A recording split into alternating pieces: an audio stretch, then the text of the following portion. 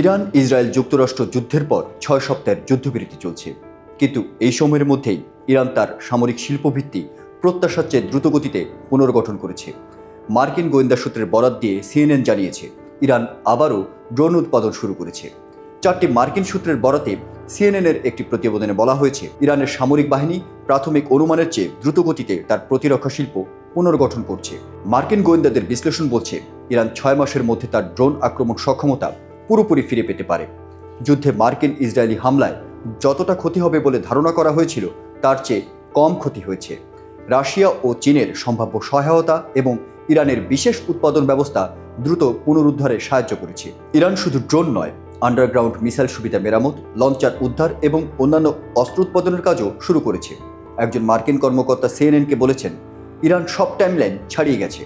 এই পুনরুদ্ধার যুক্তরাষ্ট্র ও ইসরায়েলের জন্য নতুন চ্যালেঞ্জ তৈরি করেছে। যুদ্ধবিরতি চলাকালীন ইরান যদি তার সক্ষমতা ফিরে পায়, তাহলে ভবিষ্যতে কোনো নতুন সংঘাতে তেহরান আরও শক্তিশালী অবস্থানে থাকবে।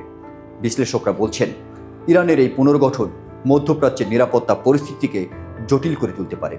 ট্রাম্প প্রশাসন এখনও ইরানের সঙ্গে পরোক্ষ আলোচনা চালিয়ে যাচ্ছে, কিন্তু এই নতুন তথ্য আলোচনার গতিপথও প্রভাবিত করতে পারে।